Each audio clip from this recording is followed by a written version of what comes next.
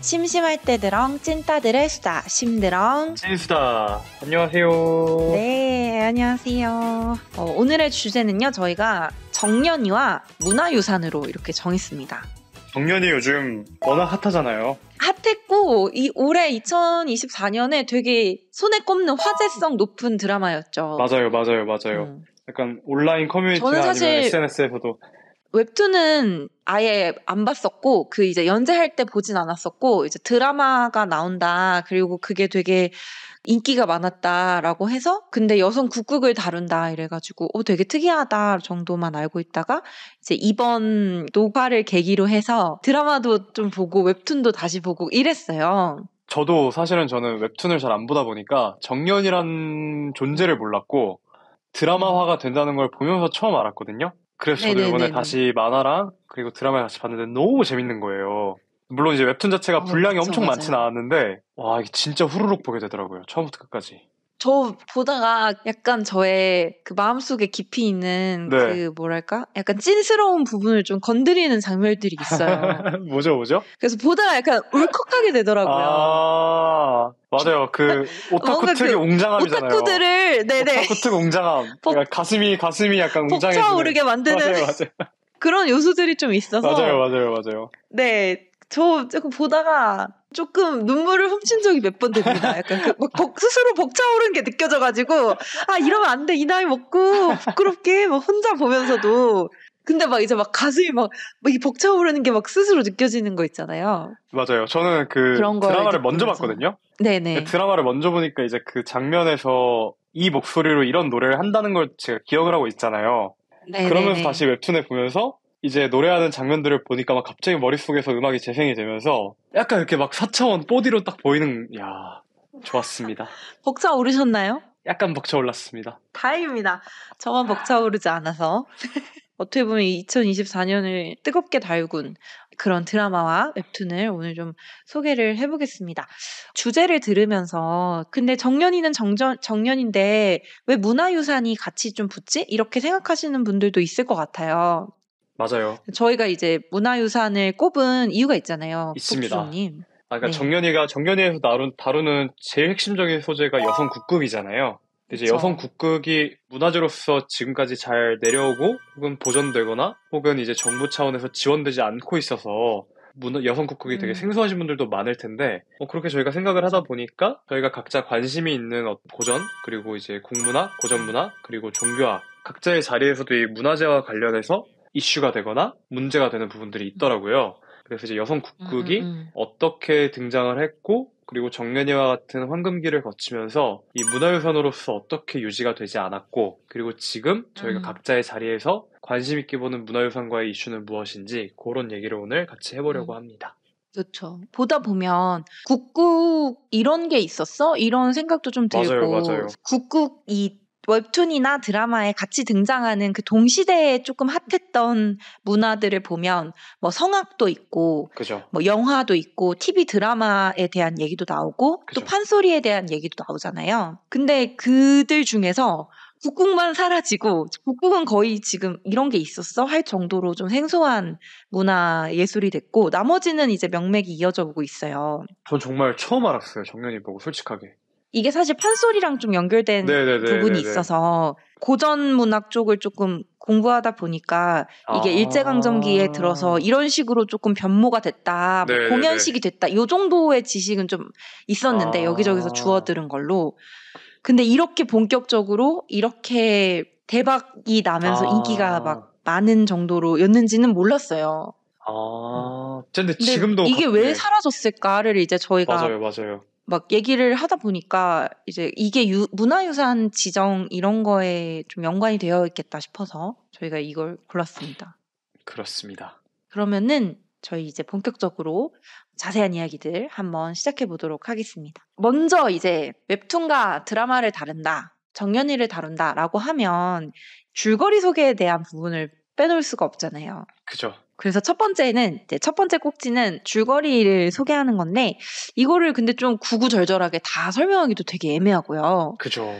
그리고 또 되게 분량도 많고 뭣도 많고 이래서 좀 저희가 웹툰이랑 드라마가 다르기도 하고요. 그죠. 이제 이게 또 2024년 이 커뮤니티를 핫하게 달궜던 주제 중에 하나가 드라마가 웹툰 원작을 이제 각색하는 과정에서 원작 훼손. 그렇죠. 그대로 가져. 부용이 어디 갔습니까? 부용이. 전 진짜 드라마 먼저 보고 원작을 봤는데 훼손입니다, 훼손. 그래서 그런 얘기도 되게 많았고 사실 결말에 대한 논쟁도 좀 많았어요. 맞아요. 그래서 무슨 뭐 정년이 마지막 회를 보니 많이 뭐 이게 뭐 맞아요, 어떻게 맞아요. 됐니 이런 얘기도 되게 많아서 이거 다시 쓰신 분들도 많잖아요. 드라마 결론. 저희가 이런 걸 다 다루기는 좀 어려워가지고 웹툰이랑 드라마에 좀 공통적으로 등장하는 인물이나 공통 줄거리를 위주로 이야기를 좀 간단하게 소개를 해볼까 합니다. 이 이야기를 듣고 궁금하신 분들은 웹툰이나 드라마를 다시 보셔도 좋고요. 제가 생각할 때는 보신 분들이 이 팟캐스트를 좀 들으실 것 같거든요. 궁금하니까. 그죠. 내가 내용을 아는데 뭐 이거랑 좀 더 연관해서 얘기를 좀 더 파고 싶어라 할 때 이걸 좀 들으실 것 같아서 그죠. 저희가 자세한 줄거리는 소개하지 않는다는 점, 되게 대략적인 큰 것만 가져간다는 점을 먼저 말씀을 드립니다. 그러면 이제 정년이니까요. 가장 중요한 정년이를 그렇죠. 정년이에 대한 이야기를 시골에서 아주 유유자적하며 이 해안가 마을에서 물고기를 팔기도 하던 정년이가 있었죠. 근데 그 정년이는 어머니가 조금 너무 구구절절할 느낌인가요? 뭐 비밀스럽죠. 예, 어머니에게 좀 비밀이 있는 것 같습니다. 네, 아니요. 말씀하세요. 저희 그렇게 하죠. 그 있잖아요. 한 문장씩 소설 만들기처럼 한 문장씩 줄거리 하게 하죠. 좋습니다. 가시죠. 시골의 정년이에게 비밀스러운 어머니가 있었습니다. 정년이는 그 목포 소녀라서 그 수산물을 잡아다가 시장에 파는 일을 하면서 가족이 생계를 꾸렸는데 이게 그렇게 뼈 빠지게 물고기를 잡아서 팔아도 돈을 많이 벌 수가 없었습니다. 정년이는 목포에서 굿굿하는 사람들을 만났습니다. 정년이는 예전부터 소리하는 거, 판소리나 노래 부르는 걸 좋아했기 때문에 굿굿하는 사람들이 정년이의 목소리를 듣고 너 굿굿해보지 않으련? 굿굿 좋아하니? 내 공연을 보러 와. 이러면서 초대권을 줬습니다. 정년이는 굿굿을 보고 너무 감동을 받고 서울로 갔습니다. 서울에 와서 그 자기에게 초대권을 줬던 그 굿굿의 스타 옥경이가 있는 굿굿단에 들어갔습니다. 굿굿단에서 이제 막내로 있던 정년이는 자기가 노래를 좀 하는 줄 알았는데 그게 아니구나. 굿굿이 배워야 할 것이 굉장히 많구나라는 걸 알았습니다. 그 생각을 하게 된 계기는 그 당시 굿굿단에 떠오르는 연습생, 떠오르는 뭔가 신예, 영서가 있었습니다. 허영서. 네. 영서는 노래를 너무 잘했습니다. 연습도 많이 하고. 근데 그러다가 이제 정년이는 트러블을 겪고 굿굿단에서 쫓겨날 뻔도 합니다. 굿굿단에서 쫓겨날 뻔도 하고 쫓겨나기도 하고 그렇죠. 나가기도 합니다. 그러면서 온갖 우여곡절을 겪다가 결국은 새로운 좀 분야에 도전을 해보자 라고 굿굿은 나는 일단 포기한다 라고 생각도 했지만 결국 자기가 굿굿을 얼마나 좋아하는지를 깨닫고 다시 굿굿단에 들어가 여러 번 연습한 끝에 뭔가 이 굿굿단에서 인정받는 배우가 됩니다. 맞습니다. 그런데 굿굿이 쇠퇴하는 이 시대의 조류 속에서 정년이와 친구들은 어떤 선택을 할지 직접 확인하시죠. 마무리가 어렵군요. 그렇죠. 뭐 이런 얘기입니다. 그래서 예, 정리해보면 그냥 사실 저희가 한 얘기 한 줄로도 정리할 수도 있잖아요.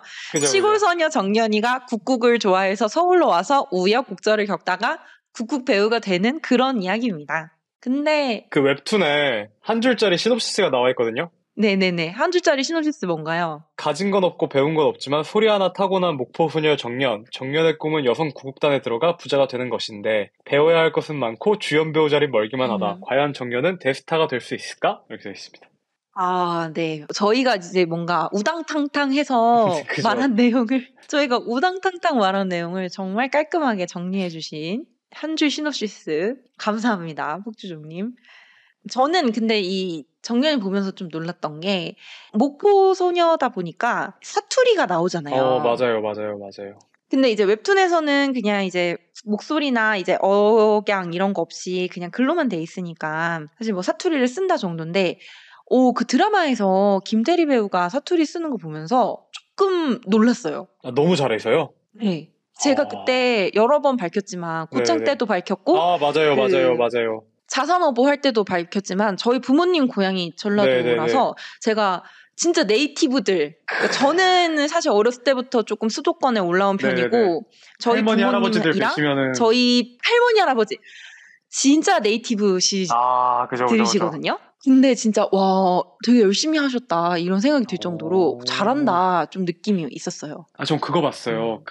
어쨌든 뭐요? 판소리와 창을 하는 것도 사실 이제 새로운 장르고 새로운 또 스타일이잖아요.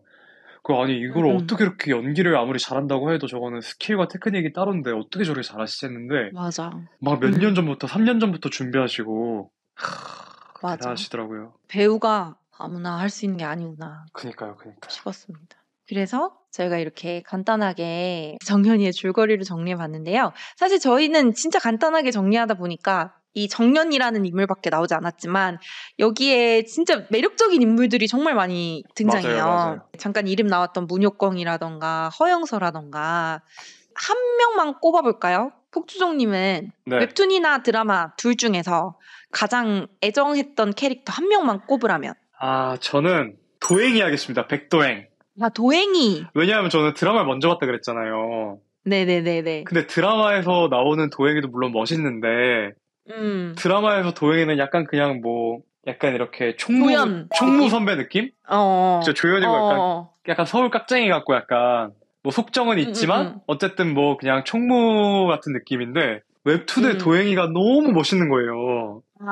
너무 찐 선배고. 웹툰에는 조금 더 그게 많죠. 그죠. 뭔가 이렇게 관계도 뭔가 개인적인 관계도 많죠. 많고. 그리고 보다 이게 드라마에도 당연히 약간 도행이가 회계 관련된 극단의 문제를 발견했다 이런 얘기는 나오는데 웹툰에서는 보다 직접 막 파고들고 맞아요. 전 도행이 아주 저의 그겁니다. 차에. 최애는 정연이고 차애입니다. 차애.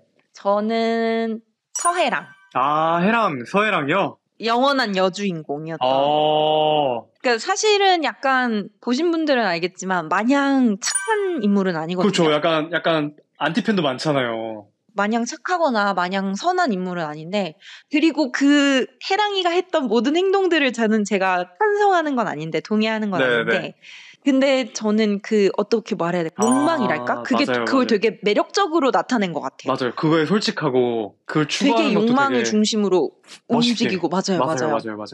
되게 막 그렇다고 막 지저분하거나 뭔가 이러진 않아요 또. 근데 사실 웹툰에서는 조금 더 해랑이가 왜 그런 욕망을 가지고 그렇게 움직여야 했는지 막 이런 게 좀 나오는데 맞아요. 그래서 그걸 보면서 사실 드라마 보면서는 좀 뭐야 미친년인가? 막 이랬거든요. 근데 좀 웹툰 보면서 되게 매력적인 욕망을 가지고 움직이는 그러니까 뭔가 정연이라는 캐릭터가 자신이 가진 욕망을 좀 선한 쪽으로 어떻게 이렇게 좀 끌어가는 그런 캐릭터라면 그리고 저는 그 중간에 약간 영서가 있는 것 같고 그리고 그 반대쪽에는 서해랑이라는 사람의 욕망이 있는 것 같아요. 맞네요. 약간 그래요. 그래서 되게 매력적이더라고요. 그 예쁜 주인공이고 마지막에 옥경이가 떠났을 때 약간 가련하고 처참한 모습들? 예, 공주님이다 막 이러면서. 맞아요. 저는 사실 옥경 해랑이 제일 계속 관계가 나오잖아요. 그쵸. 근데 이제 해랑이가 약간 말씀하신 욕망이나 이런 걸 막 표현하고 드러날 때는 약간 좀 어떡하나 왜 저럴까 싶었는데 마지막에 옥경이가 진짜 약간 좀 너무 예술가처럼 이렇게 막 사라지잖아요. 그때 좀 약간 해랑이한테 공감도 되고 다들 안 됐습니다. 뭔가 탑의 자리에서 그 자리를 놓고 싶어 하지 않는 과정이 네네네. 사실 우리 모두 알잖아요. 내가 정점에 오르면 언젠간 내리막을 갈 거고 화무 11홍이라고 영원히 붉은 꽃은 없다. 그런 걸 우리가 모두 다 알고 있지만 사실 그 정점의 자리를 딱 찍었을 때 이 자리가 흔들릴지 모른다는 그건 너무 인간적인 거잖아요. 그리고 그걸 받아들이는 시간도 필요하고. 못 받아들이는 분들은 계엄도 하시고 그런 거죠. 저는 일단 좀 정점이라도 찍어보고 싶다는 생각도 하지만 근데 정점을 못 찍어도 어떻습니까? 이런 생각이 좀 드는 노화와 함께 정점을 못 찍으면 어떻냐 이런 생각이 좀 드는 이렇게 좀 줄거리가 저희가 말한 것처럼 정말 간단히 소개했지만 진짜 재미있으니까요. 여러분 보시기를 추천하고 저는 사실 웹툰이 더 재밌었어요. 저도요. 왜냐면은 저는 이게 드라마가 보는 맛은 확실히 있는데, 맞아요. 듣는 소리랑 이런 거. 그렇죠, 그렇죠. 막 의상도 멋있고, 그 음, 웹툰은 개별적인 캐릭터들마다 다 사실 사연이 있고 사정이 있고 이유가 있더라고요. 맞아요. 물론 드라마는 맞아, 맞아. 분량과 시간 제한 때문에 좀 어렵겠지만 당연히 음, 하여튼 그래서 만약에 이제 둘 다 보시면 좋겠지만 하나 정도 볼 시간밖에 음. 없으시다라고 하면 저는 웹툰을 추천드립니다.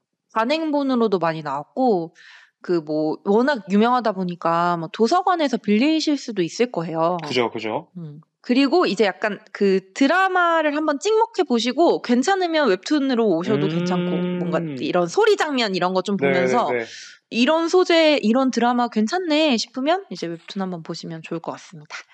그럼 여기까지 해서 저희가 정말 간단한 줄거리 소개, 최애, 차애 뽑기 이런 거 이제부터 좀 본격적으로 저희가 하고 싶은 네, 이야기를 해볼까 해요. 왜냐면 저희가 이 주제 정하고 이럴 때 사실 정연이가 웹툰도 잘 됐고 드라마도 잘 되면서 이것과 관련된 뭔가 다양한 이야기들이 많이 쏟아져 나왔잖아요. 네네네. 근데 이제 그렇다 보니까 저희가 조금 할 수 있는 게 뭘까 생각해 봤을 때 우리가 할 수 있는 이야기가 이것과 이제 문화유산의 연결인 것 같다 해서 이제 키워드를 뽑았는데 문화유산으로 가는 길목에 가장 중요한 이 네. 여성 국국이란 뭔가 그리고 이 여성 음, 국국의 실제 역사를 간단하게 소개해 네, 보려고 합니다. 이 네, 파트는 제가 좀 담당을 했기 때문에 제가 네. 이제 뭐 이렇게 저렇게 얘기할 건데 폭주족님께서 듣다가 아 이거 아니다 뭐 아니면 아 이 부분을 빼먹었다 싶은 거 있으면은 자유롭게 치고 들어와서 노력해 보겠습니다.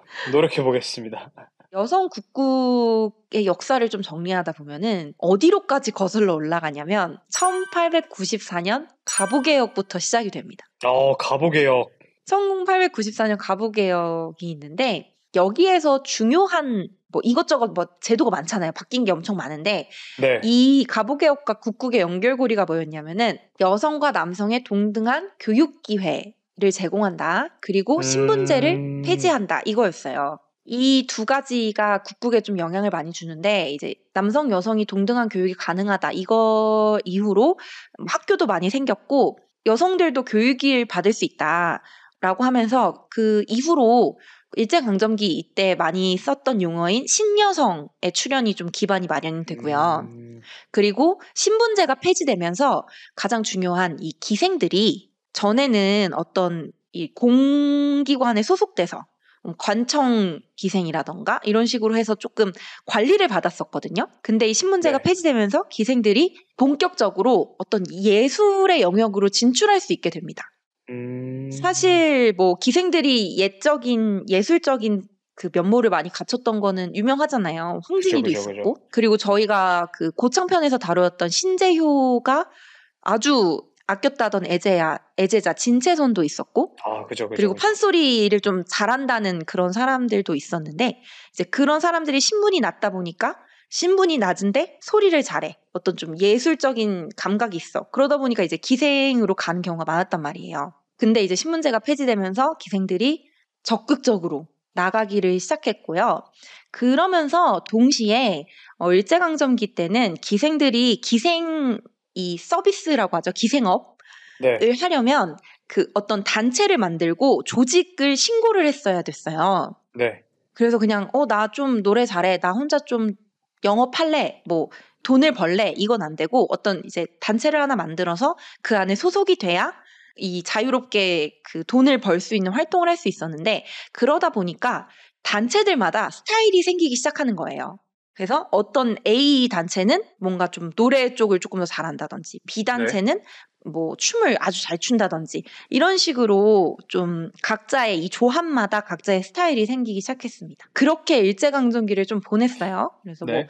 꾸준하게 이 판소리 같은 게 조선시대에 유행했던 판소리가 일제강점기가 되면서 어떤 무대라는 개념이 도입되기 시작하고 그래서 무대 위에서 공연하는 그런 것들이 시작하고 이렇게 시작했는데 이게 해방이 되면서 여성 국국단이 본격적으로 싹을 틔우기 시작합니다. 그 옛날에 1894년 갑오개혁에 심었던 씨앗들이 아주 좀 오랜 시간이 지나면서 광복을 딱 하면서 여성 국국단으로 이제 꽃을 피우기 시작하는데요. 이런 재밌는 일이 있었어요. 해방이 되자 그 당시에 노래를 좀 잘한다로 유명했던 네.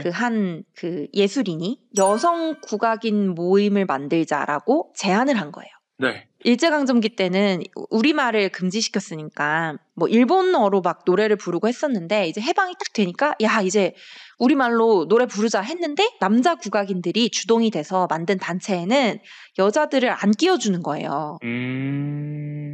끼워줘도 뭐 너네가 이렇게 뭐 이렇게 주인공 자리나 이런 거 할 수 있겠어? 너는 그냥 이렇게 옆에서 좀 시중 들거나 아니면 네가 정말 중요한 역할을 하고 싶으면 돈을 더 내. 이런 식으로. 그래서 이 당시에 이 여성 국국단을 조직을 주동했던 분이 했던 이 말이 자서전에 남아있는데 제가 그 말을 좀 읽어볼게요. 네. 어떤 식으로 얘기를 했냐면 우리도 여자들만이 따로 모여 단체를 만들 필요가 있어. 우리 여자들끼리 모여서라도 뭔가 일을 해야 돼. 앉아서 요행을 기다릴 수 없어. 남자들처럼 노선이 어떻네, 사상이 어떻네, 입씨름 해봤자 노래 부르는데 아무런 도움이 안 돼. 우리 여성들은 입씨름할 시간에 노래를 불러야 돼. 외놈들한테 빼앗겼던 우리의 창을 되찾아서 후대에 물려줘야 해. 이렇게 막 얘기를 하면서 여자들끼리 한번 해보자 이렇게 했었어요. 근데 이게 조금 무모하다고 생각할 수도 있지만 괜찮다 해볼만하다라는 그 인식이 있었던 게 이 시기에 일본에서는 이미 여자들로만 이루어진 공연 단체가 있었던 거예요. 일본에서 이미. 그리고 그게 되게 인기가 많았기 때문에 뭐 유학 다녀온 사람들은 그 사례를 생각하면서 여자들끼리 모여서 단체를 만들어도 괜찮다. 다카라즈카 성공할 수 있다. 가극단. 이런 좀 희망을 가졌다고 합니다. 그래서 맞습니다. 그러면서 이제 여성 국국단이 생기기 시작했습니다. 여성 국국단에 되게 엄격했대요. 규율이요? 저는 이거 찾아보면서 요즘 이렇게 했으면은 바로 신고 나갑니다. 단체 군무 이런 데에서는 뭐 실수하면 회초리 맞거나 강목으로 맞는 일도 많았고. 강목이요? 그리고 예를 들면 진짜로 그 연애 금지, 그리고 술 금지, 그리고 연습을 하다가 이제 무대 위에서 조금 실수를 했어요. 아니면은 조금 뭔가 최종 연습 이런 데서 좀 실수를 했어요. 그러면 이제 그 단장님이 야, 너 이리 와봐. 너 연습할 때 잘하더니 왜 그렇게 엉키니? 이러면서 바로 따기를 그 정도로 엄격했대요. 와. 거의 무슨 뭐 요즘의 기획사 저리 가라 할 정도로 진짜 스파르타식으로 이렇게 했다고 합니다. 무섭네요. 그리고 또 한 가지 좀 재밌었던 게 이제 그 웹툰이나 드라마에서 보면 약간 그 동성애적 코드가 있잖아요. 그죠.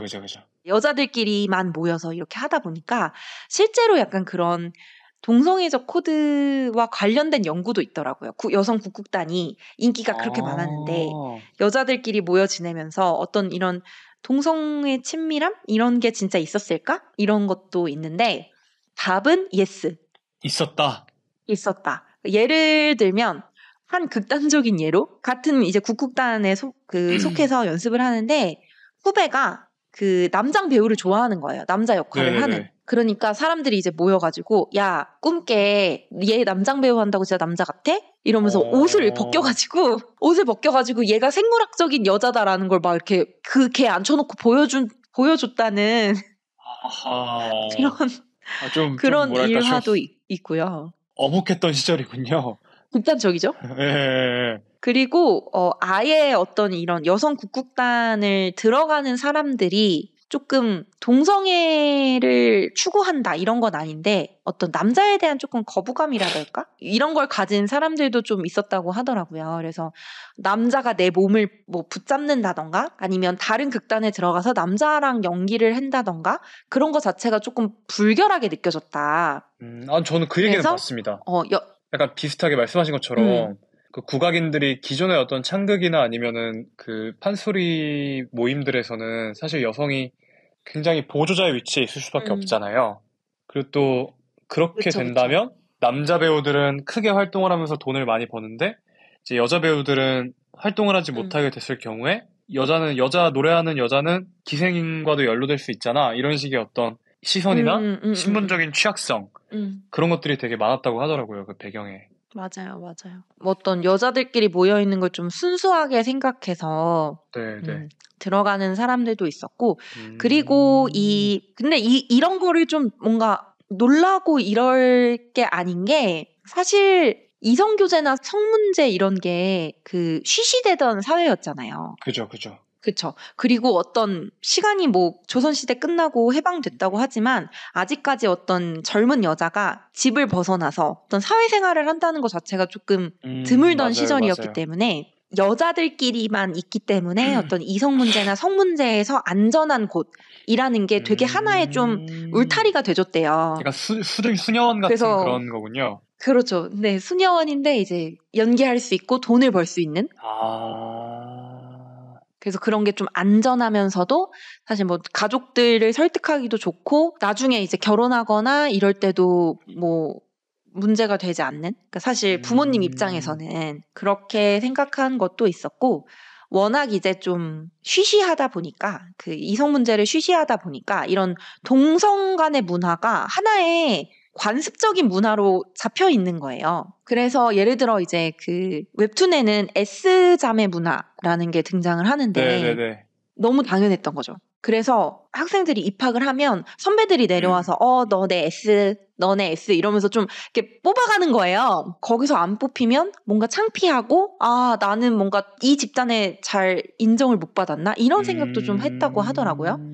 왜냐면 막 노트도 사주고 빵도 사주고 사탕도 사주고 막 이렇게 같이 데려다니면서 친구도 소개시켜주고 이렇기 때문에 그 당시에 되게 일반적인 문화였고 안전한 울타리였고, 그렇기 때문에 여성 국국에 빠지는, 매료돼서 나는 저기에 들어가고 싶다라고 했던 팬층들도 이렇게 막 생기는 거죠. 그래서 이 여성 국국단이 엄청난 황금기를 맞이하게 됩니다. 근데 이 황금기가 오래가지 못했죠. 다양한 이유가 있는데 이제 그 뭐 웹툰이나 드라마에서 나왔던 것처럼 영화 산업이 크게 발달하면서 이제 더 이상 사람들이 이런 국국 같은 거 안 본다, 이런 것도 있었고요.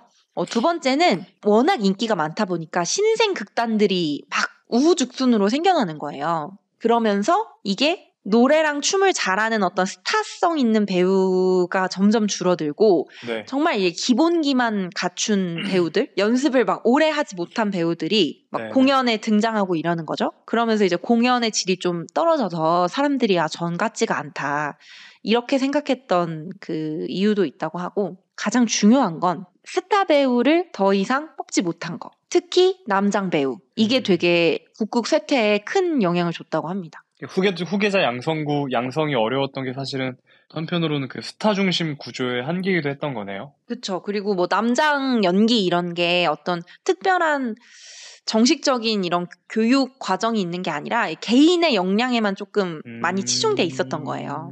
이게 사실 그러다 그러니까 보니까 정연이가 되게 이런 이제 문제를 잘 그려낸 거네요. 그렇죠. 저는 실제로 옥경이 왜 갑자기 저렇게 떠나가? 막 그렇다고 이렇게 망해? 막 이런 생각했는데 그게 조금 실제 역사상으로 있던 이야기라고 합니다. 그죠. 그래서 이 남장 배우들, 스타 남장 배우들, 남자 역할을 하는 배우들이 국국의 인기를 책임지는 어떤 핵심 기둥이었고, 근데 이게 지속적으로 배출되지 못하고 세대 교체가 잘 이루어지지 않으면서 이게 좀 인기가 확 떨어진 거죠. 그래서 그런 이런저런 이유로 한 국국은 10년, 여성 국국은 한 10년 정도 반짝 미친 인기를 끌다가 호로록 하고 사라지고 맙니다.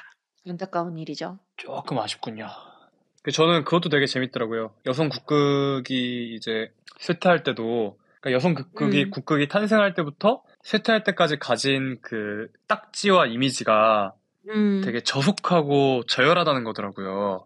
네네네. 그러니까 이제 처음에 창극이 나올 때부터의 목표가 기존의 일본이나 아니면 조선의 지식인들이 비판을 했던 미개와 문명, 고대와 현대 이런 이분법 속에서 옛날부터 내려온 판소리를 어떻게 보면 대중들에게도 소개를 하고, 그리고 보다 그 당시 판단하기로는 저급한 가사를 좀 고쳐가지고 보다 세련된 가사로도 바꾸려고 하고, 이런 이론화와 대중화를 양쪽으로 같이 해서 미개성을 극복하려고 했다고 하는데, 이때 이제 같이 등장했던 여성국극은 너무 남녀의 혹은 인물들의 감정과 사랑 사랑만을 얘기. 강조한다. 예.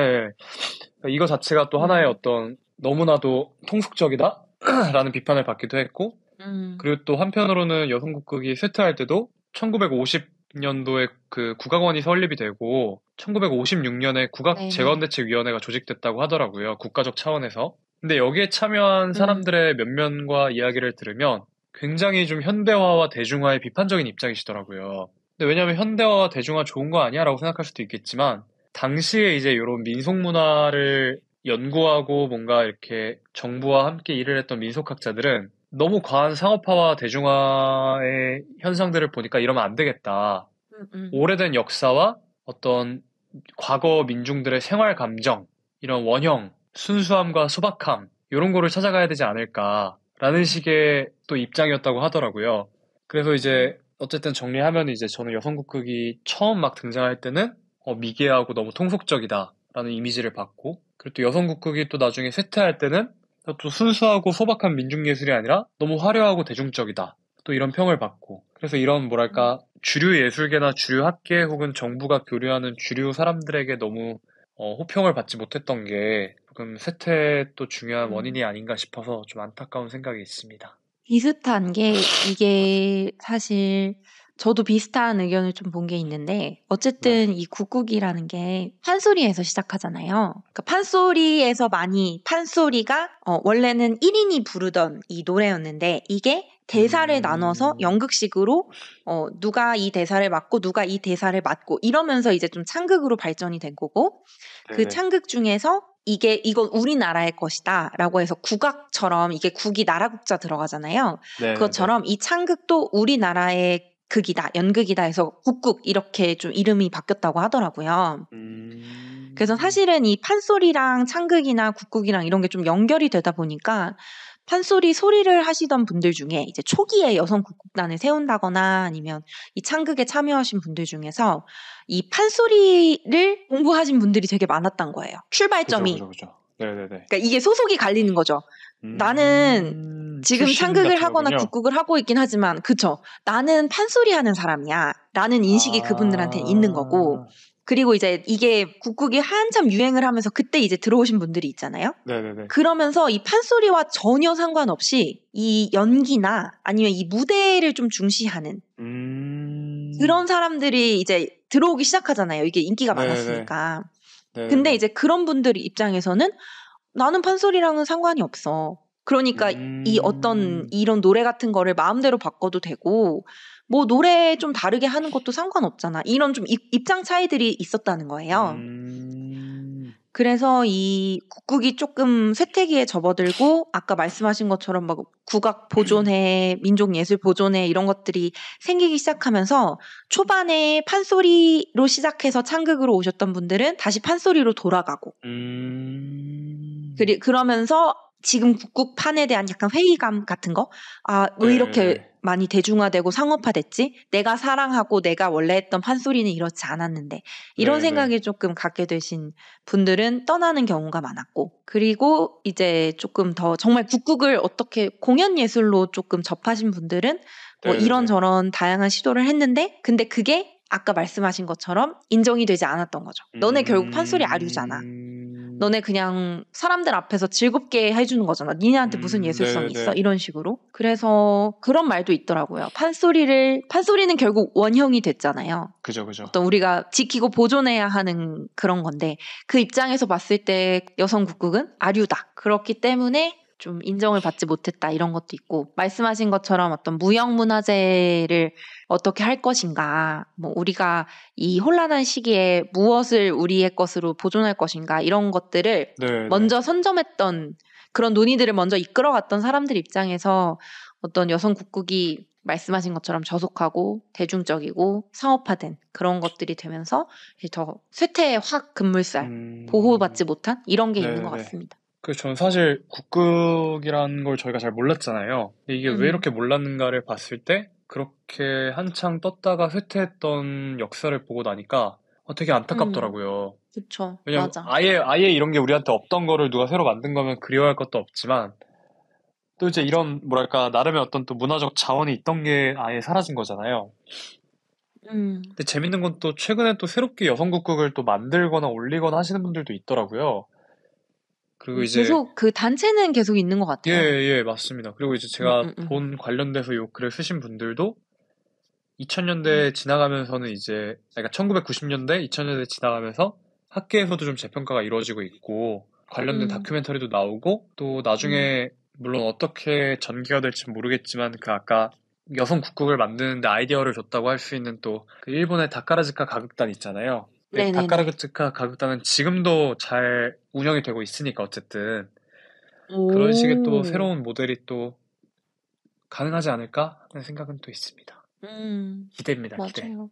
근데 이게 스타 배우가 정말 중요하구나 싶은 게 제가 그 웹툰과 드라마에 나오는 그 문옥경의 좀 모티브가 된 분이 계시거든요. 네네네. 그 실제로 웹툰 작가께서도 이 문옥경의 이미지를 만들 때 이 인물을 구상할 때 실제 이분을 그 여성 네네. 국국의 왕자였다고 했던 그분을 모티브로 삼았다 이런 인터뷰도 있는데 근데 네. 그분 성함이 임춘행 씨세요. 근데 재밌는 건 이분이 결혼을 하셨어요. 남편이 있었어요. 근데 이 남편이랑 좀 불화가 이제 여성 국국으로 네네네. 막 잘 되고 이러면서 불화가 있었는데 마약이랑 술에 조금 이렇게 힘들다 보니까 몸이 심적으로 힘들다 아, 보니까 좀 많이 의지를 하셨다고 하더라고요. 네네네.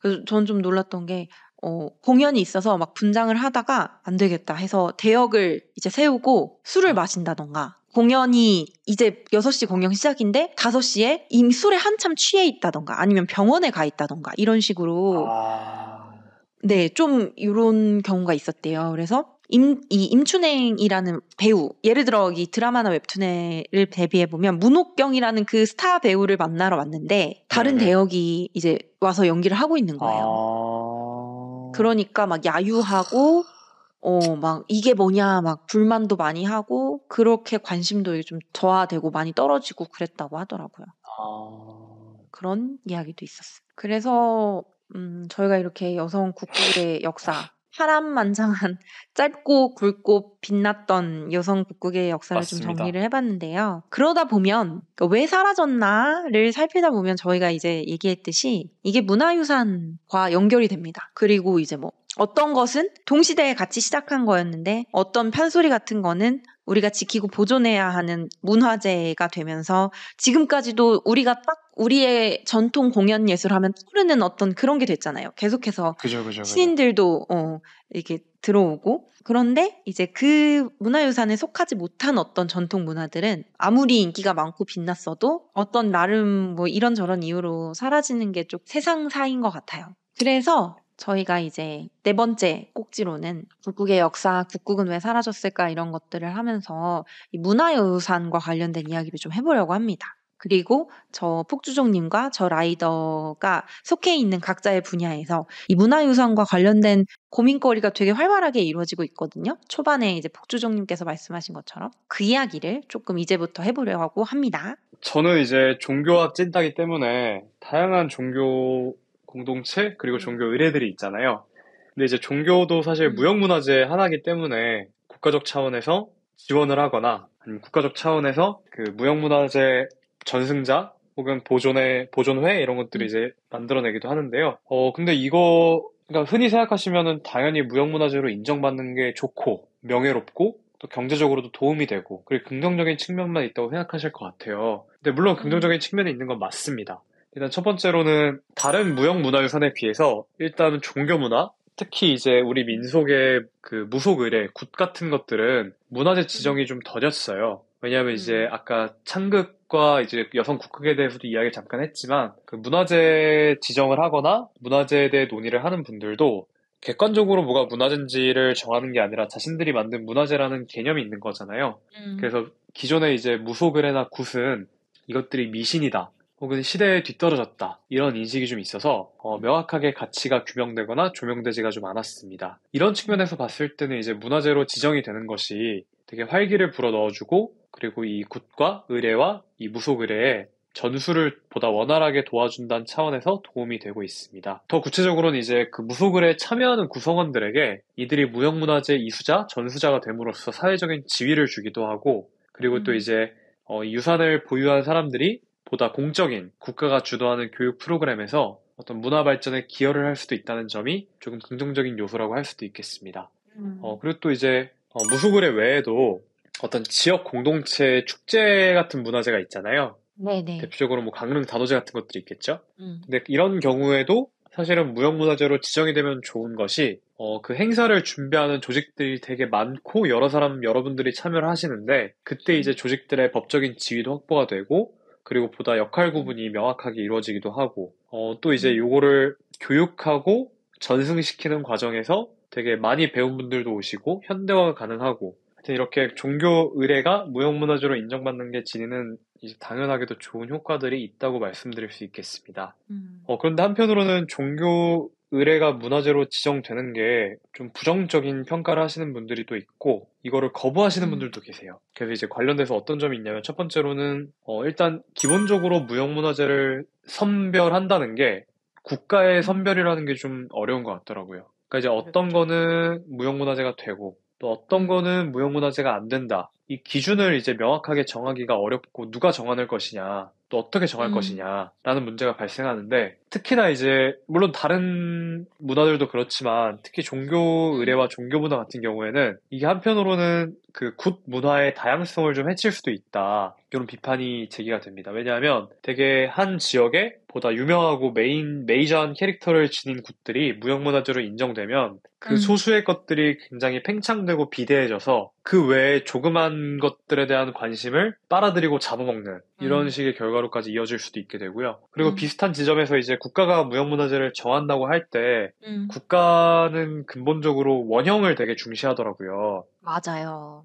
그러니까 이 무형문화재의 원형이 뭐냐? 그리고 만약 원형이 있다고 하면 그 원형을 어떻게 유지할 것이냐, 어떻게 전승할 것이냐, 이 원형에 대해 이야기를 하는데, 근데 사실 또 한편으로 반대쪽에 있는 많은 연구자들은 민속문화의 원형이 어딨냐. 맞아요. 그러니까 민속문화는 시대에 맞게 변하는 거고, 그때 상황에 맞게 바뀌는 거지. 그러니까 예를 들면은, 이제 아까 또 군 얘기를 계속 드렸으니까, 예를 들어 진짜 옛날부터 우리나라에서 해왔던 종교적인 성격이 되게 가득한, 되게 생명력 있는 굿이 있다고 쳤을 때, 그 굿을 하는 사람은 똑같은 사람이어도 이 동네에서 할 때, 저 동네에서 할 때, 또 지난번에 할 때, 요번에 할 때, 그때마다 약간씩 바뀔 수도 있는 거잖아요. 왜냐면 그렇죠. 이게 그 의뢰를 하는 사람이 헷갈려서 바꾸는 게 아니라, 뭐 날씨에 따라서, 상황에 맞게. 따라서, 참가하는 사람들의 어떤 니즈에 따라서, 그리고 그때 굿을 해보니까 이런 부분이 잘 되고 이런 부분이 안 된다. 그럼 잘 되는 걸 좀 더 강화한다거나 이런 식의 어떤 현장에서의 조절이 당연히 있는 거잖아요. 근데 이제 요런 식의 어떤 역동성을 조금 배제하고 보다 완벽한 원형을 따라하는 것을 쫓아가다 보니까 이제 어떤 몇몇 학자들께서는 굿이 공연굿이 돼버렸다. 그러니까 현장에서 숨 쉬지 않고 형식이 박제가 돼버려서 무대 위에 박제가 된 공연굿이 돼버렸다. 그쵸, 좀 그쵸. 이런 이야기를 하고도 있습니다. 그리고 또 이제 비슷하게 아까 비슷하게 강릉 단오제 같은 경우에 이제 어떤 마을이나 공동체 의뢰도 이제 지정을 받았을 때 긍정적인 효과를 말씀드렸는데요. 근데 한편으로는 또 반대로 이 무형문화재라는 게 사실은 이 이수자와 전승자라는 이 개인들을 중심으로 지정이 되다 보니 왜냐하면 현대사회는 마을 공동체라는 개념 자체를 이제 과거와 동일시하기가 어렵잖아요. 그쵸. 많이 그래서 이제 그 사라졌죠. 과거에 그렇죠. 그러니까 과거의 마을 공동체에서 하던 문화나 민속 의례들을 이거를 현대에 어떻게 우리가 문화재로 보존할 것이냐라는 데 있어서는 되게 근본적인 한계와 근본적인 문제가 좀 제기되고도 있습니다. 근데 한편으로는 이제 또 민속 의례라는 것이 사실은 또 무조건 또 공동체적인 성격이 또 있는 것이 판소리도 물론 혼자서 이렇게 명창이 한다고 해도 그 소리를 듣는 사람들의 존재를 빼놓을 수가 없잖아요. 그리고 또 그렇죠. 그 사람들이 중간중간 좀 끼어들어서 반응을 하기도 하고 근데 이러한 상호작용이 사실은 종교 의례 같은 경우는 더 강력하죠. 그래서 이런 점을 고려해서 우리가 문화재를 선정하거나 아니면 종교 의례를 문화재화할 때 어떻게 할지를 조금 더 각자의 상황에 맞는 이야기를 들어야 되지 않을까. 이게 좀, 전 들으면서 느꼈던 게 양날의 검인 것 네네네. 같아요. 일단은 그 문화재 지정 자체로 쉽게 말하면 그냥 돈이 되잖아요. 돈이 많이 되잖아요. 그죠, 그죠. 그리고 돈만 되나요? 사회적인 명예라던가 지위도, 그죠, 그죠. 명예나 지위도 받을 수 있고, 극단적인 예로 들면 어떤 종교 의례 굿을 예로 들고 계시니까, 굿을 예로 들면 어떤 이 굿을, 굿 이수자, 그러니까 내가 보유자야. 이 무형문화재 기술을 보유한 사람이야. 근데 그 밑에 되게 다양한 사람들이 있어요. 그 밑에서 수학하는 사람들이 있잖아요. 근데 그죠. 그 A라는 문화재 기술 보유자의 뒤를 이어서 누가 다음 보유자가 될 것이냐가 너무너무 첨예한 그게 될 수밖에 없고 그 뭔가 주류라고 해야 될까요? 그 흐름에 타지 못하면 사실 되게 곁가지가 돼버리는 느낌이라고 해야 되나? 맞아요, 맞아요. 그렇기 때문에 이게 안 그래도 그 굿이나 종교의례 그 자체로만 먹고 살기가 너무 힘들어서 그리고 뭐 굿이나 민속 의례 할 때, 종교 의례 할 때 나 혼자 하는 거 아니잖아요. 주변에 또 같이 하는 크루들도 그죠. 있고. 그럼 그 사람들의 어떤 그 인건비나 생활을 내가 또 보장을 해줘야 되는데 그 무형문화재에 내가 오르지 못하면 그 충분한 돈을 벌 수가 없어요. 그럼 이제 그 악순환의 무한 반복이잖아요. 그죠, 그죠, 그죠. 근데 또 이게 되면 좋은 거냐? 또 저는 폭주전님 말씀하신 것처럼 그 딱 선정이 되면서 그게 비대해지고 거대해지면서 다른 주변의 그 소수 것들을 다 흡수한다는 말도 또 이해가 되거든요. 그래서 되게 정말 저는 양날의 검인 것 같아요. 이 무형문화재라는 그런 게. 근데 그리고 한편으로는 또 이게 어려운 게, 예, 그 종교 의례를 생각해 보면 이게 뭔가 원전이 존재하는 클래식 같은 게 아니다? 이런 생각이 좀 그죠, 그죠. 들었어요. 이제 클래식 같은 거는 사실 그 악보, 언젠가 썼던 그 작곡가가 썼던 그 악보를 정말 그대로 네네. 하잖아요. 그리고 그 클래식 네네. 공연에 가서 우리는 참여하지 않고 그것들을 정말 어떻게 보면 수동적으로 감상하잖아요. 그죠, 그죠. 뭐 기침 소리도 방해가 된다, 막 이런 얘기가 있고, 그럴 정도로 뭔가 일방적인 전달과 감상을 하는 그런, 그리고 그 사이는 단절돼 있고 그런 게 있는데, 이게 뭐, 종교의례나 굿 같은 경우는 말씀하신 것처럼 그런 게 절대 아니다 보니까, 좀 하나의 다른 것 기준으로 같아요, 여러 성격이. 가지 나라에, 네. 네, 여러 나라에 그거를 이제 적용하려다 보니, 이런 좀 문제점들이 생기지 않나 싶습니다. 맞습니다. 근데 이게 진짜 어려운 거는 사실 또 한편으로 아까 말씀하신 장점들이 있잖아요. 근데 이제 그 장점, 그러니까 뭐 경제적인 지원이라든지 아니면 이제 사회적 지위라든지, 근데 이런 음. 장점이 이 쇠락해가고 약해지고 있는 종교 의례를 주관하는 분들한테 되게 중요한 거더라고요. 저 최소한의 그러니까 안전망 이런 그렇죠. 그러니까 그게 그분들 입장에서는 느낌이잖아요. 어떻게든 이런 무형문화재로 공적인 인정을 받는 게 너무나 중요한 목표인 거예요. 당연하게. 왜냐면 이거를 취미로 하는 게 아니잖아요, 사실은. 그러니까 시간과 에너지를 생업이니까. 거의, 그죠, 평생을 들여서 하는 건데, 아무도 이 가치를 음, 공적으로 인정하지 않으면 사실은 그것도 되게 슬픈 거잖아요. 음, 그래서 이분들 참여하시는 또 개개인들의 입장에서는 이거를 나름의 원형을 구축을 해서 국가에서 공적으로 인정받기를 되게 노력하고 원하시는 분들도 많더라고요. 근데 음, 이제 그런 거에 대해서 이제 시간이 지나고 보면은 근데 아까 말했던 그런 문제점들, 과거에 볼 수 있었던 뭔가 음, 생명력이 고정되었다던가 이런 문제점이 또 음, 발견이 되는 거죠. 사실은 이게 음. 정말 이런 아까 저희가 얘기한 단점이 있다고 해서 그래서 무형문화재를 하면 안 됩니다라고 말을 하기가 너무 어려운 것 같더라고요. 맞아요. 맞아요. 이게 최소한의 예, 생계 보장 방식이면서 동시에 뭔가 좀 밋밋하게 만들어 버린다 해야 되나? 그죠, 그죠. 그런 게 그래서 있는 것 저는 같고, 사실 예, 또 되게 정치적인 부분도 있는 것 같아요. 어떤 사람이 먼저 뭔가 이 분야에 대해서 이렇게 치고 나가느냐, 이런 것도 좀 맞아요, 중요한 것 맞아요, 같고, 맞아요, 맞아요. 그 당시에 이거를 이제 어떻게 이렇게 좀 선정하는 공권력과의 어떤 관계? 그러니까 좀 잘, 정치적인, 그리고 그죠, 그 그죠. 선정하는 위치에 있는 사람이 이 분야에 얼마나 관심이 있느냐, 이것도 되게 크고. 그래서 참 맞아요. 어렵습니다. 그러니까 각자가 관심 있는 분야 말고 음, 여성국극에 대해서 여성국극이 이렇게 쇠락해온 과정을 보면서도 아, 저는 진짜 이 어쨌든 국가 권력을 지닌 경제적인 자원이나 아니면 선정할 수 있는 권리에 관한 국가 권력이 아, 되게 너무 좀 약간 무관심하고 무지하구나라는 생각이 들더라고요. 그러니까 아까 말한 이런 문화재, 편중되어 있고. 그렇죠.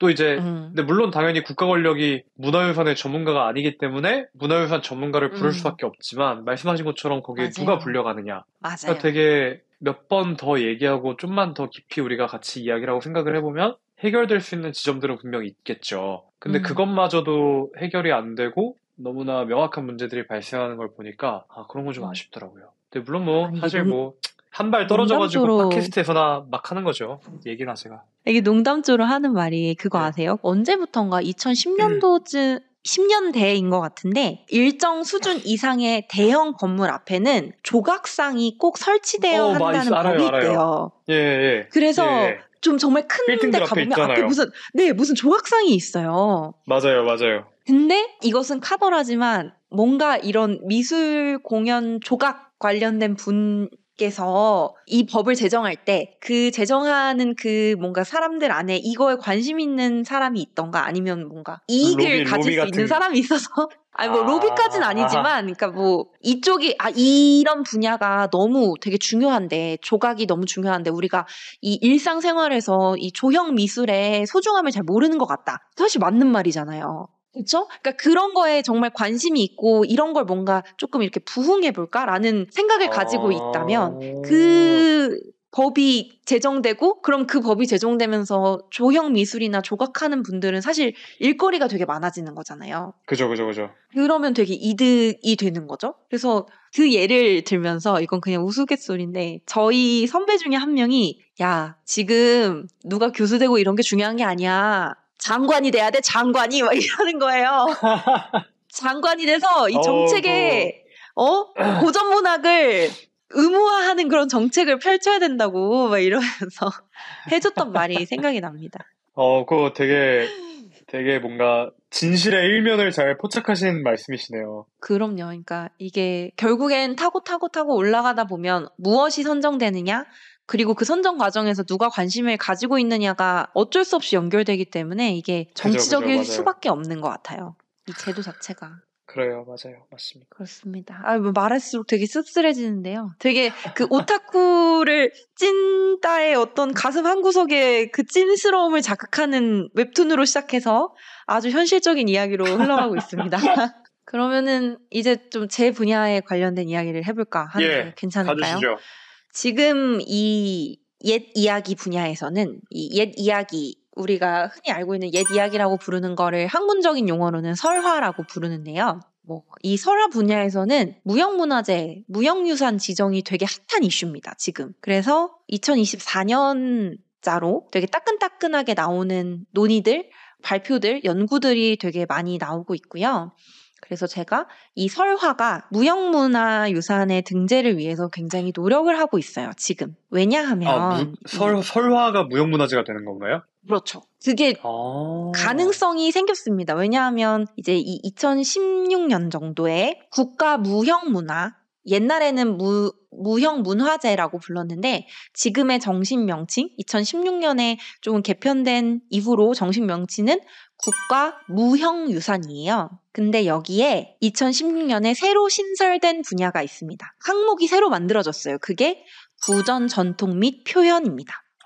그리고 그 구전 전통 및 표현 안에 언어 표현, 구비 전승, 그 밖에 구전 표현 등이 항목으로 들어가 있어요. 그러니까 예를 들어서 우리가 판소리 생각하잖아요. 판소리는 전통적 공연 예술이라는 그 국가 무형문화 너무 발음이 어려운데요.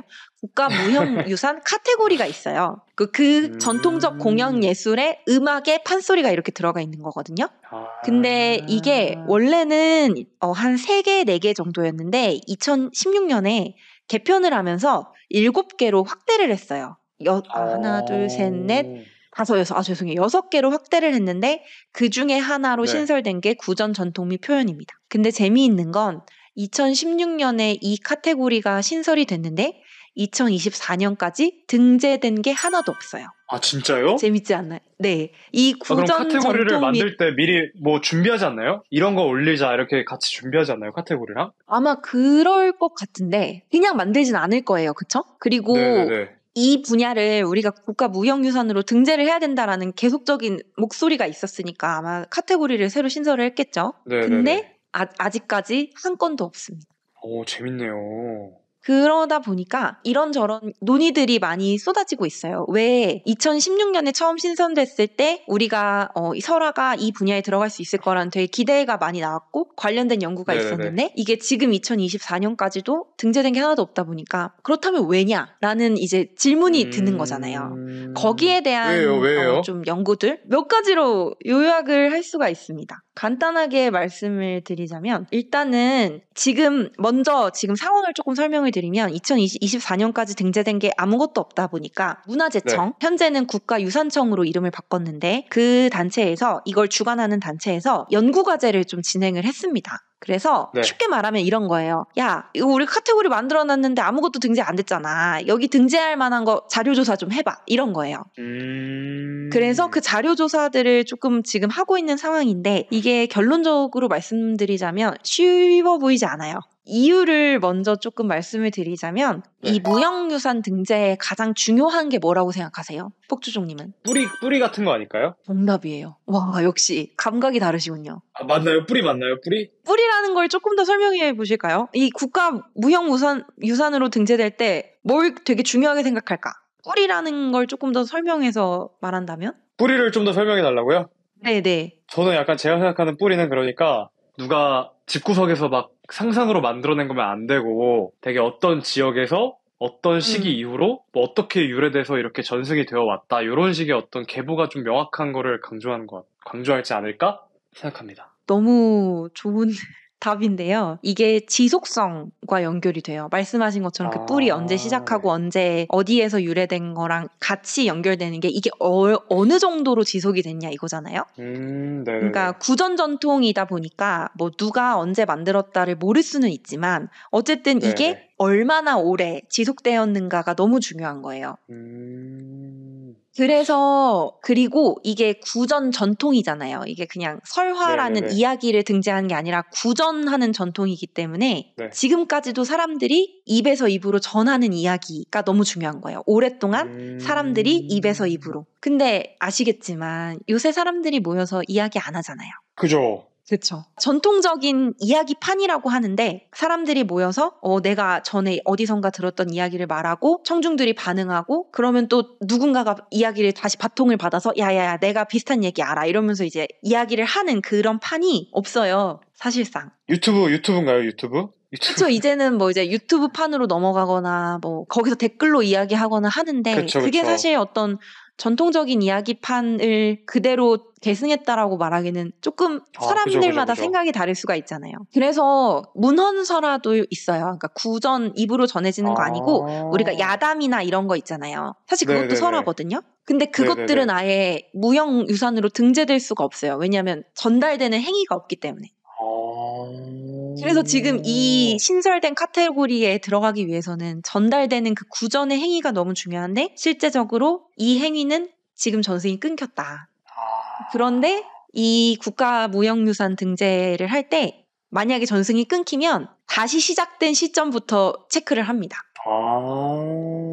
근데 그것도 어떻게 예를 들어 측정을 하나요? 그러니까 조금 더 쉽게 예를 들면 사자탈놀이가 있어요. 이게 조선시대 때는 전해졌다는 기록이 있는데 일제강점기에 끊겼어요. 그리고 광복 이후로 다시 어떤 단체가 사자탈놀이 우리 옛날에 하던 거를 다시 해보자라고 해서 그때부터 시작을 했어요. 그럴 수 있잖아요. 그러면은 이 사자탈놀이라는 무형유산이 지속된 건 해방 이후인 거예요. 그러니까 조선시대의 기록은 기록은 좋아. 그런데 그 중간에 끊겼잖아. 우리 그건 인정할 수 없으니까 해방 이후 광복 이후에 니네가 한 활동을 지속된 기간으로 인정할게. 이건데 이야기판은 사실 지금 단절된 상황인데 그걸 어떻게 시작할 것인가도 문제고 시작한다고 했을 때 그게 정말 진실된 이야기판이겠느냐. 이것도 이제 좀 문제가 되는 거죠. 그렇죠. 그리고 이제 두 번째로는요. 이야기이다 보니까 이야기를 말하는 사람을 기준으로 삼을 것이냐 아니면 작품을 기준으로 삼을 것이냐 이게 조금 더 어려운 거예요. 그러니까 보통은 이제 문화재 기술 이수자가 있잖아요. 그 사람이 네네네. 기능을 이제 하는 거잖아요. 판소리도 그렇고 네네네. 뭐 공연 예술도 그렇고. 근데 그러면은 설화를 등재한다고 했을 때 말하는 사람을 등재할 건가? 그럼 그 사람이 이야기를 잘한다의 기준을 어떻게 세울 것인가? 이것도 이제 조금 문제가 되는 거고. 어렵네요. 뭐 한 번에 한 시간에 몇 편 이상을 해야지 그 사람이 잘하는 건가? 아니면 한 시간에 한 편만 했는데 너무 이야기가 재밌어. 그러면 그걸 잘하는 건가? 그렇다고 했을 때 재밌다는 그 기준을 어떻게 세울 거지? 이것도 문제가 그거 좀 되고. 이상하네요. 예. 그리고 작품을 기준으로 한다고 하면 그러니까 사실 뭐 판소리 같은 거는 그 작품이 이렇게 정해져 있잖아요. 네네네. 그래서 그 작품을 얼마나 잘한다 못한다를 사람에 따라서 좀 나눌 수 있는데 설화는 그런 게 없다는 게 조금 이제 문제고. 그리고 또 이제 작품을 등재를 한다고 하면 어떤 작품을 올릴 건데 홍지팥쥐 할 거야? 혹부리 영감 할 거야? 그럼 얘네 둘은 되는데 왜 다른 이야기는 안 돼? 그 얘네 둘은 뭐가 그렇게 특별한데? 이런 좀 기준이나 이런 것들이 좀 생기는 거죠. 문제가 비슷하네요. 임의적인 선택도 그렇고. 그렇기 때문에 이 부분이 뭔가 이 신설된 카테고리에 뭔가가 올라가야 될 것 같기는 한데 그 설화를 올린다고 했을 때 이런 좀 문제점들이 지금 큰 산으로 버티고 있는 상황이라서 조금 지속적인 논의가 이루어지는데 사실은 좀 쉽지 않아 보이는 게 사실이고, 그리고 또 이야기 같은 경우는 사실 나라마다 비슷한 이야기 있잖아요. 그죠. 우리나라 콩쥐팥이 있으면 외국에 신데렐라 있잖아요. 그죠. 사실 두 이야기 줄거리 요약하면 비슷하잖아요. 등장인물은 그죠. 다르고 뭐 등장하는 소재나 소품들은 다르겠지만 비슷하잖아요. 그렇기 때문에 우리나라가 콩쥐팥쥐를 했을 때 다른 나라와의 분쟁의 소지가 있다던가 실제로 이런 것들이 비슷한 문화권에 있는 경우는 좀 이런 것들이 문제가 되는 경우가 지금도 있거든요. 그건 진짜 몰랐네요. 예를 들어 뭐 중국의 어떤 부분이 문화유산, 중국에서 그 국가 문화유산으로 등재가 됐는데 그렇다면 한국에도 비슷한 게 있어. 그러면 우리도 등재를 한다고 했을 때 이게 국가 간의 분쟁으로 조금 확장이 될 수도 있는 거잖아요. 그죠. 그런 점들도 좀 있고 이러기 때문에 이게 좀 쉽지가 않더라고요. 제가 오늘 이 문화유산을 하기로 하고 구비문학 분야에 옛날 이야기 분야에 이런 논의가 지속적으로 나온다는 건 알고 있었지만 논의를 더 깊이 파보면서 이걸 하나하나 읽어보면서 야 어렵다 이런 좀 이야기를 하게 됐습니다. 그래서 지금 뭐 기초조사 연구가 계속 진행되고 있다 보니까 이 설화를 국가문화유산으로 올려야 된다라는 문제의식을 좀 공유가 되고 있는 것 같기는 해요. 근데 그게 어떤 결말을 맞을지는 조금 더 시간이 걸릴 것 같아요. 뭐 이런 얘기들이 굉장히 지금 흥미롭군요. 설화 분야에서 옛날 이야기 분야에서 하는 중이고, 근데 이제 또 사실 사라져가는 대표적인 문화 전통이기 때문에 등재를 해야 된다라는 조금 인식, 되면 좋다라는 인식은 모두가 하고 있지만 구체적인 방향도 참 어렵고 그렇습니다. 저도 이제 젊은 편이기 때문에 먹고 살아야 되지 않겠습니까? 네네네. 먹고 사는데 참 쉽지 않구나 이런 생각 한다는 점을 마지막으로 얘기하겠습니다. 무형문화재가 되고 싶으신... 안 될 것 같아요. 솔직히 제 생각은 안 될 것 같고, 그리고 된다고 해서 돈이 많이 이렇게 될 것 같지 않고, 왜냐하면 이수자라는 개념도 사실은 지금 얘기를 하다 보면은 좀 어려울 것 같고. 그죠. 이수자라는 그 개념을 이 분야에 세우기가 너무 어려워요. 맞아요. 그렇다면 아마 그나마 가능성이 있는 건 작품 쪽이지 않을까 싶은데, 그러니까 우리가 누구나 한국의 옛날 이야기 하면 딱 떠오르는 거 있잖아요. 선녀와 나무꾼, 콩쥐팥쥐 이런 것들. 그렇다면 그런 내용들은 이미 지금도 동화책이나 뭐 이런저런 다양한 활동이나 사업으로 많이 진행이 되고 있기 때문에 새로울까? 뭐 이런 생각도 좀 들고, 일단 좀 돼봐야 뭔가 다른 게 좀 느껴질 것 같은데 안 될 것 같다. 이런 생각이 있습니다. 그러면 저희가 이렇게 지금까지 해서 정년이부터 아주 현실적인 문화유산 이야기까지 좀 길게 얘기를 나눠봤는데요.